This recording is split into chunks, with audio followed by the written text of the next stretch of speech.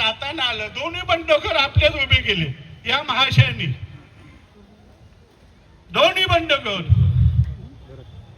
एक आमची सुनबाई पडली 600 मतात, मी तिकडे लक्ष दिलं नाही. शिवसेना उद्धव बाळासाहेब ठाकरे पक्षाचे नेते आणि माजी केंद्रीय मंत्री अनंत गीते यांच्या हस्ते पनवेलमध्ये पहिल्यांदाच पक्षाच्या अधिकृत जिल्हा कार्यालयाचे अत्यंत दिमाखात आणि ढोल ताशांच्या गजरात भव्य उद्घाटन करण्यात आले. या ऐतिहासिक सोहळ्याला पनवेलकरांनी आणि निष्ठावंत शिवसैनिकांनी अभूतपूर्व गर्दी केली होती. उद्घाटनानंतर आयोजित करण्यात आलेल्या विराट सभेमध्ये बोलताना खासदार अनंत गीते यांनी विरोधकांवर जोरदार निशाणा साधलाय. पनवेलमध्ये ही शाखा केवळ कार्यालय नसून तर जुलुमी सत्तेविरुद्ध लढणाऱ्या जनतेचे हक्काचे व्यासपीठ आहे. येणाऱ्या काळात पनवेल महानगरपालिकेवर शिवसेनेचाच भगवा फडकणार आणि महानगरपालिकेत देखील सत्ता आमचीच असेल असा ठाम विश्वास देखील गीते यांनी यावेळी व्यक्त केलाय. पनवेलमधील जनता यंदा शिवसेनेला भरघोस मताने निवडून देईल असा दावाही त्यांनी केलाय. शिवसेना उपनेते बबनदादा पाटील यांनी आपल्या नेहमीच्या आक्रमक आणि झंझावती शैलीत भाषणातून भारतीय जनता पार्टीचा समाचार घेतला. पनवेलमधील सत्ताधाऱ्यांच्या हुकुमशाहीला आणि भाजपच्या दडपशाहीच्या राजकारणाला आता शिवसैनिक भीक घालणार नाही असे सांगत त्यांनी भाजपला थेट धारेवर धरले. त्यांच्या या विधानानंतर संपूर्ण सभा परिसर शिवसैनिकांच्या घोषणांनी दणाणून गेला होता. या भव्य सभेचे वैशिष्ट्य म्हणजे हजारो कार्यकर्त्यांच्या उपस्थितीसोबतच महिला आघाडी आणि स्थानिक महिलांनी अतिशय मोठ्या संख्येने हजेरी लावली होती. पक्षाशी एकनिष्ठ राहिलेल्या कठीण काळातही पाठीशी खंबीरपणे उभे राहिलेल्या निष्ठावंत ज्येष्ठ शिवसैनिकांचा यावेळी जाहीर सत्कार करून त्यांच्या प्रति कृतज्ञता व्यक्त करण्यात आली. या कार्यक्रमाला जिल्हाप्रमुख दीपक निकम यांच्यासह रायगड जिल्ह्यातील अनेक प्रमुख पदाधिकारी, तरुण कार्यकर्ते आणि स्थानिक नागरिक मोठ्या संख्येने उपस्थित होते. पनवेलमधील या शक्ती प्रदर्शनामुळे आगामी काळात येथील राजकीय समीकरणे पूर्णपणे बदलणार हे आता पूर्णपणे स्पष्ट झाले आहे. मला जाता ना आलं, दोन्ही बंडखोर आपल्याच उभे केले या महाशयांनी, दोन्ही बंडखोर. एक आमची सुनबाई पडली 600 मतात, मी तिकडे लक्ष दिलं नाही, कारण मी 1 नंबर मध्ये अडकलो. मतदार होतो 47,000, 50,000 त्या वाटात, त्यामुळे तिकडे गेलो नाही.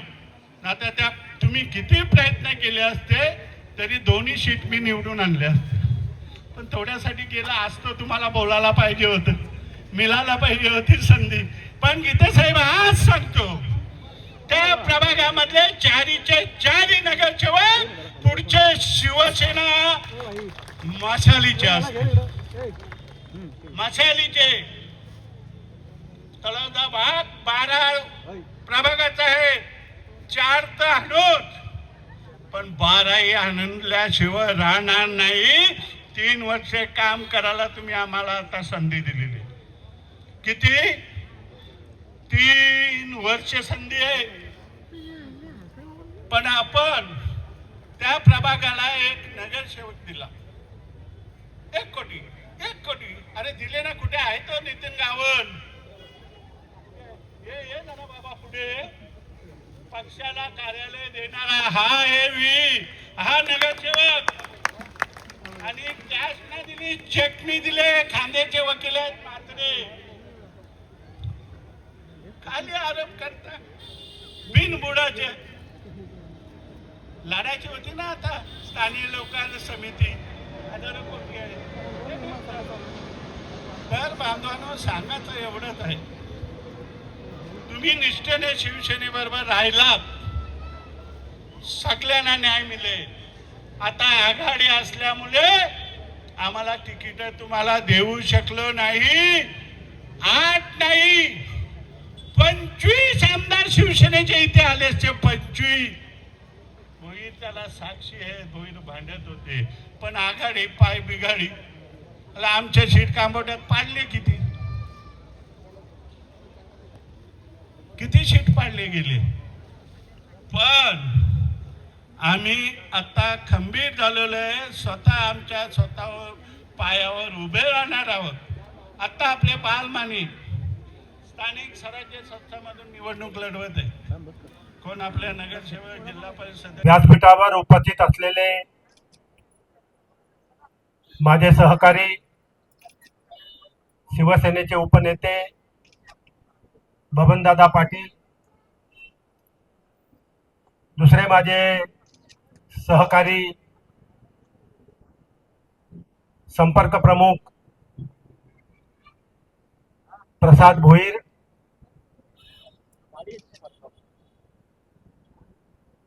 ज्यांची आता उद्धव साहेबांनी नियुक्ती केली, ते जिल्हा प्रमुख सन्माननीय निकम, दीपक निकम, महानगरपालिकेच्या शिवसेना गटनेत्या लीनाताई गराड, महानगर प्रमुख ॲडव्होकेट समाधान काशीद, सहसंपर्क प्रमुख माझे सहकारी अनिल चव्हाण, उपजिल्हा प्रमुख भरत पाटील, उपजिल्हा प्रमुख रामदास पाटील, ज्येष्ठ शिवसैनिक सन्माननीय श्री भिडे, सन्माननीय माजी जिल्हा प्रमुख शिरीष बुटाला. इथं आल्यानंतर मी पहिल्यांदा त्यांना विचारलं, कुमार भावे कुठे आहेत?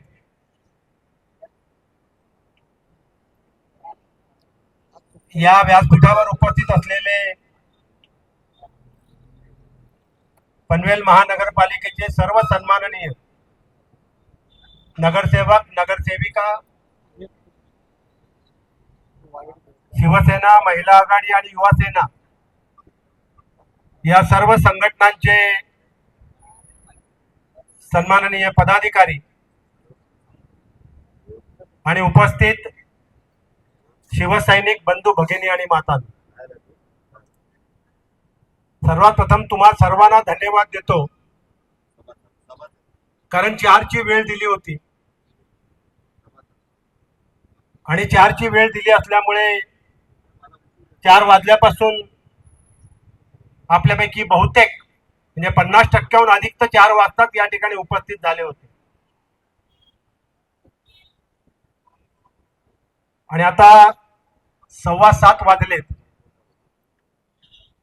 मला थोडी कल्पना आहे, कारण आमच्या माता भगिनी महिला मोठ्या संख्येने आलेल्या आहेत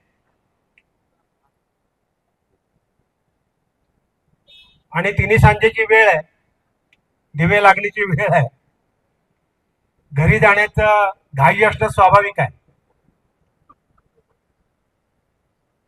मी फार मोठं भाषण करणार नाही, परंतु आज एक आनंदोत्सव आपण या ठिकाणी साजरा करतो. मी धन्यवाद देईन माझ्या सर्व या पदाधिकाऱ्यांना की आज या निमित्तानं, उद्घाटनाच्या निमित्तानं सर्व ज्येष्ठ शिवसैनिकांचा सन्मान आपण या व्यासपीठावरून केला.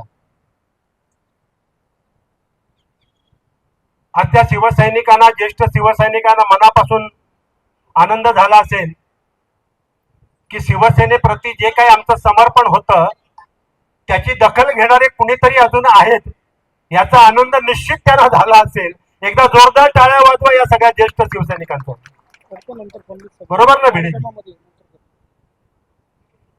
आता हल्ली काय म्हणजे हा दोष आपला नाहीये, हा दोष आपला नाहीये, हा दोष कुणाचा नाहीये.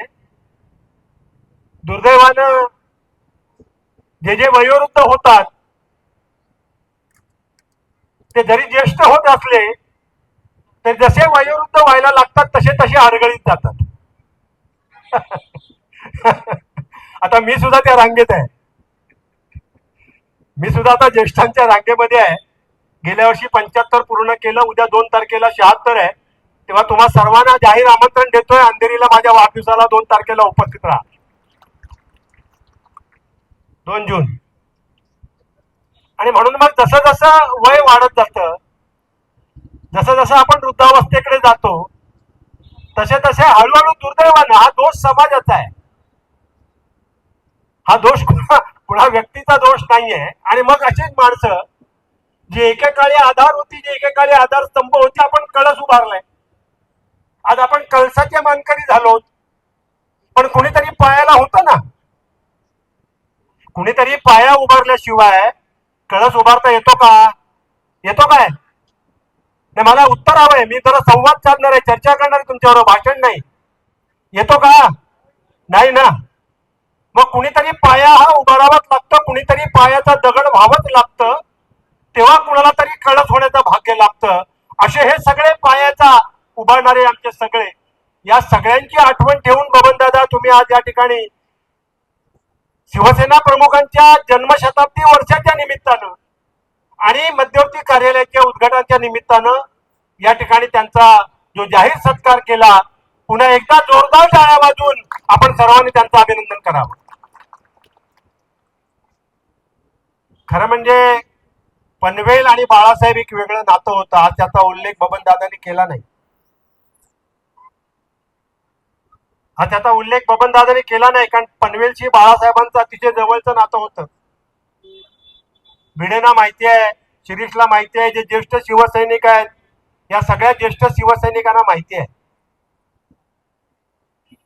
प्रबोधनकारांनी आपली एक आत्मचरित्र लिहिलंय, माझी जीवन गाथा.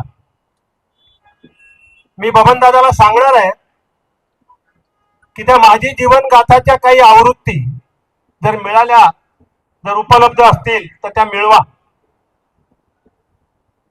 बरोबर ना शिरीष? मी शिरीषच्याही घरी असेल, भिडेंच्याही घरी असेल, माझ्याही घरी आहे. पण या आजच्या पिढीच्या घरी ती गाथा नाहीये. किंबहुना अशी गाथा प्रबोधनकारांनी लिहिली होती, कदाचित 99% लोकांना माहितही नसेल. आहे का प्रसाद गोयल? नाही माहिती. तर बाळासाहेबांनी त्याचं प्रकाशन केलं होतं प्रबोधनकारांच्या आत्मचरित्राचा. तुम्हाला माहिती आहे, ज्येष्ठ शिवसैनिकांना माहिती आहे, मी सुरुवातीलाच सांगितलं, तुमच्या घरी असेल ती प्रत.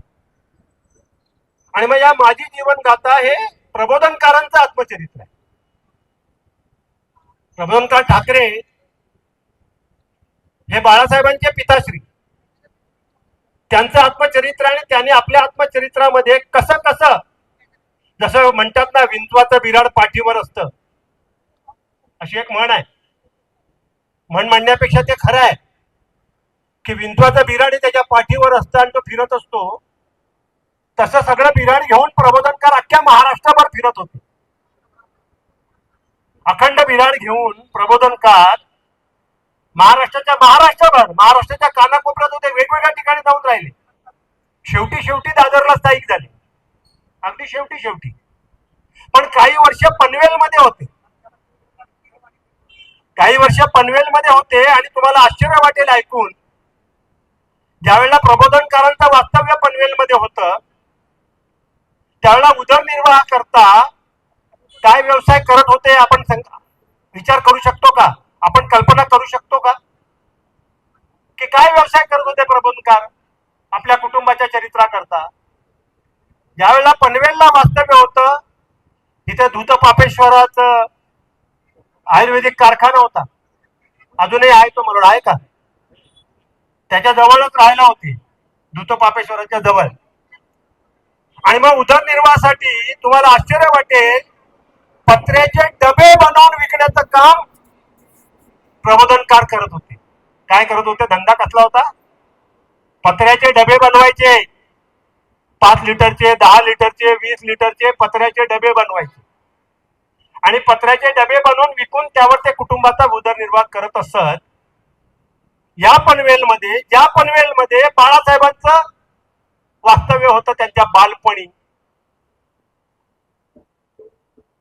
आणि मग ज्या बाळासाहेबांचं वास्तव्य होतं त्या पनवेलमध्ये, त्या पनवेलवर बाळासाहेबांचा प्रभाव हा नक्की असणार, आणि होता ना.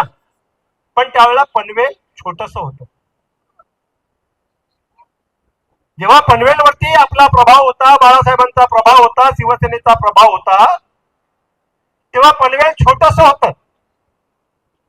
पनवेल नगर परिषद होती, बरोबर ना?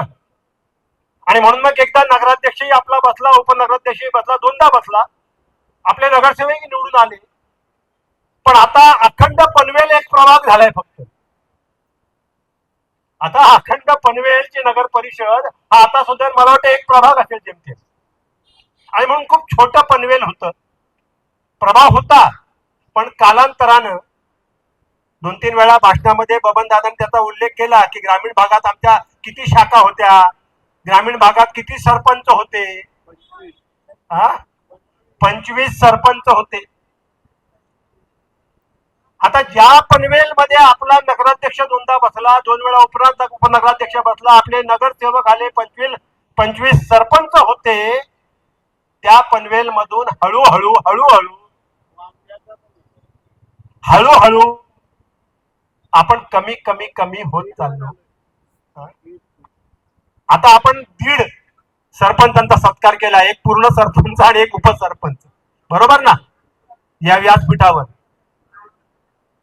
आता हे चित्र बदलायचं की नाही, बदलायचं की नाही, बदललं पाहिजे की नाही, बदलू शकतो की नाही, बदलू शकतो ना. आणि हे आपल्याला बदलायचंय, हे चित्र आपल्याला बदलायचंय. पण हे केव्हा बदललं जाईल, हे तेव्हा बदललं जाईल जेव्हा आपण सगळे आपल्यातले रुसवे फुगवे सगळे बाजूला ठेवून शिवसैनिक म्हणून खांद्याला खांदा लावून जेव्हा आपण उतरू, तेव्हा मला पूर्ण खात्री आहे की पुन्हा ते जे काही शिवसेनेचं वलय बाळासाहेबांच्या हयातीमध्ये या पनवेलच्या छोट्या नगरामध्ये होतं, तेच वलय पुन्हा एकदा पनवेल महानगरपालिकेमध्ये आपण निर्माण केल्याशिवाय राहणार नाही, हा विश्वास माझ्या मनामध्ये. पण त्याकरता आपल्याला हळूहळू हळूहळू सगळे आपसातले रुसवे फुगवे जे काय असतील ते विसरले पाहिजे. आज मोठ्या संख्येनं ज्येष्ठ शिवसैनिक या ठिकाणी उपस्थित आहेत. आज मोठ्या संख्येनं महिला आघाडीच्या बऱ्याचशा महिला आमच्या मोठ्या संख्येने इथे उपस्थित आहेत. आपल्या माहिती करता सांगतो की ज्यावेळेला महानगरपालिकांच्या निवडणुका जाहीर झाल्या, महाराष्ट्रामध्ये एकूण 30 महानगरपालिकेच्या निवडणुका झाल्या. आणि या 30 महानगरपालिकांच्या निवडणुका जेव्हा जाहीर झाल्या, तेव्हा पक्षप्रमुख उद्धव साहेबांनी शिवसेना भवनवरती एक नेत्यांची बैठक घेतली. आणि त्या बैठकीमध्ये नेत्यांनी महानगरपालिकांची जबाबदारी घ्यावी अशी त्यांनी सूचना केली. मी पनवेल महानगरपालिका ही मागून घेतली. आपल्या माहिती करता सांगतो, आपल्याला माहित असलं पाहिजे की मी पनवेलला का आलो. ही पनवेल महानगरपालिका मी मागून घेतली की साहेब ही पनवेल महानगरपालिका माझ्याकडे द्या. आता ही मी का मागितली, यामध्ये माझा स्वार्थ काही नाहीये. माझा कुणीही नातेवाईक या निवडणुकीत उमेदवार नव्हता, माझा कुणीही सहकारी या निवडणुकीत उमेदवार नव्हता, माझ्या नात्या गोत्याचा कुणी इथं नव्हता, कुणी नाहीये. आणि तरी मी जबाबदारी का मागितली, आपल्याला माहित असावं एवढ्या करताच फक्त हा संदर्भ देतोय की यापूर्वी झालेल्या महानगरपालिकेच्या निवडणुकीत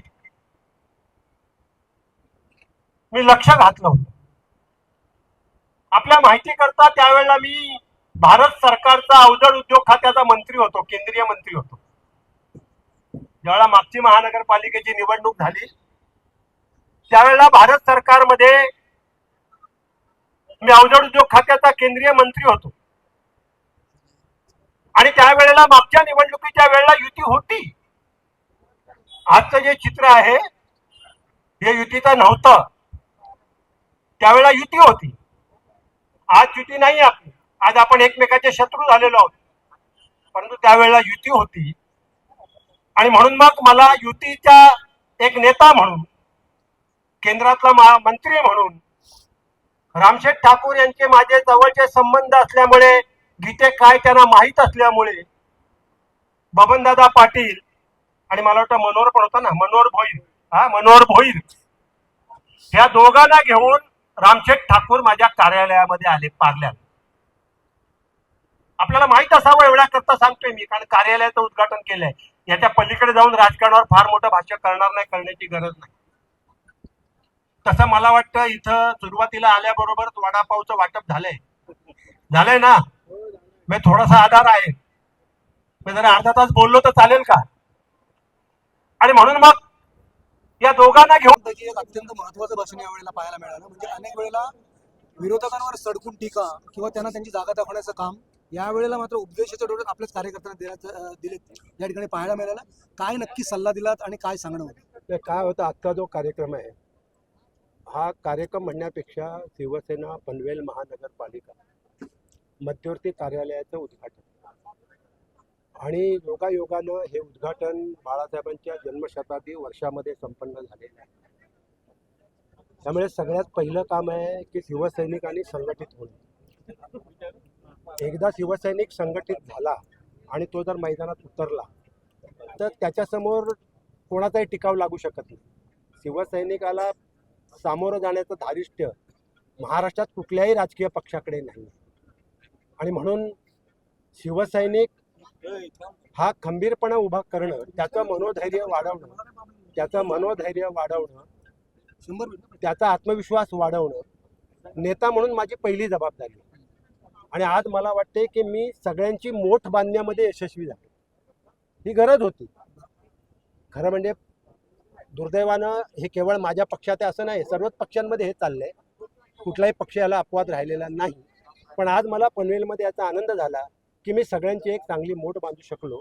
आता निश्चितच एक चांगली दिशा या पनवेलमध्ये संघटनेला मिळेल. साहेब, आपण आता भाषणामध्ये उल्लेख केला होता की मागच्या महानगरपालिकेच्या निवडणुकामध्ये सगळं काय 25 जागा वगैरे काय सेटलमेंट युती वगैरे झाली होती आणि नंतर कोणातरी आदेश आला, त्यावेळेस संपर्क प्रमुख आदेश बांदेकर होते. मग आता आपण तुम्ही त्याचं नाव म्हणत का ना नाही घेतलं साहेब? तुम्ही आता म्हणत ना कोणाचा तरी आदेश आला म्हणजे नाव कशाला घेऊन? मी सांगितलं ना आदेश आला म्हणून. अरे काय मी नाव घेतलं ना असं काय म्हणता तुम्ही? विधान मी काय परिषदेच्या सांगितलं बाबा, आदेश आला ना. साहेब, आपण विधान परिषद निवडणुकीमध्ये कोकण नाही काय माहिती आहे बघा, मी परत पहिलं हे स्पष्ट करतोय. कारण ही बघा, ही टीका टिप्पणी करण्याकरता नाही, परंतु कार्यकर्त्याला जे काही घडलं त्यातलं सत्य माहीत असणं एवढ्यापुरताच तो प्रसंग मी सांगतो. आपण कोकण स्थानिक स्वराज्य संस्थेतून महाविकास आघाडीचा उमेदवार दिलेला आहे. हो, आपला काय तिथं संख्याबळाच्या आधारे आपला काय निवडून येणार नाही तिथं उमेदवार. हो. तरी पण आपण उमेदवार दिला, तो कोणाच्या तटकरींसाठी दिला, कोणासाठी दिला? तर शिवसेना कोणासाठी कधीच लढली नाही आणि जेव्हा लढली तेव्हा ज्यांच्यासाठी लढली त्यांचा झेंडा खांद्यावर घेऊन लढली. शिवसेनेने नाही, पण लोकांची नाही, नाही, भूमिका आहे की नाही, नाही, तटकरींसाठी हा टाकाला उमेदवार जाऊन गाडगा लपवण्याची भूमिका शिवसेनेने कधी येते नाही. शिवसेनेचा उमेदवार उभा केलेला आहे. शिवसेनेचा उमेदवार म्हणूनच तो लढणार आहे. मतदारांनी ठरवायचंय कुणाला मतदान करायचं. जिंकण्याचा विश्वास आहे. विश्वास आहे. जिंकण्याचा काय, सगळी लढाई काय जिंकण्यासाठी असते का? 2चे खासदार असलेला भाजप आज सत्तेमध्ये राज्य करतोय. तो लढला नसता तर जिंकला असता का? तो आम्हाला का हा प्रश्न विचारतो? अरे 2 खासदार असलेला देशावर राज्य करतोय, ते लढत होते म्हणून जिंकले ना. तर शेवटी जर लढायचं पाहिजे बोलण्याचा उद्देश तितकाच आहे की समोरच्या बलाढ्य किंवा निवडणूक संख्याबळानुसार तुमचा उमेदवार निवडून येऊ शकत अशी स्थिती असताना कोणता विश्वास आता मनात आहे? विश्वास कशाला हवाय? निवडणूक लढवायसाठी असते, लढायची असते. कार्यकर्ता लढतो. शिवसेनेने लढायचा निर्णय घेतला, लढत राहणार, जिंकेपर्यंत लढत राहणार. शेवटच्या वाक्यामध्ये तुम्ही सांगितलं की पुढची निवडणूक ही स्वबलावर, काय आत्मविश्वास आहे? स्वबळावरच लढणार. आत्मविश्वास कशाला हवा? आत्मविश्वास शिवसैनिकाचा आत्मविश्वास आहे. पुढची निवडणूक स्वबळावर लढणार आणि स्वबळावर जिंकणार. आणि मधल्या भाषणामध्ये तुम्ही असंही म्हणालात की महाविकास आघाडी ही तडजोड आहे. हो, बरोबर आहे ना. सगळीच तडजोड आहे ना. महायुती तडजोडच आहे ना.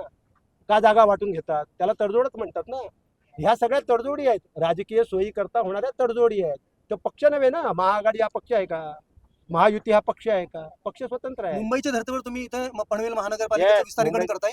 काय नक्की पुढची रणनीती आहे? पुढची रणनीती सगळे आज सांगायची गरज नाही. आज उद्घाटन केलंय, आज धोरण सांगितलंय. धोरणाची अंमलबजावणी या वर्षात तुम्हाला पाहायला मिळेल.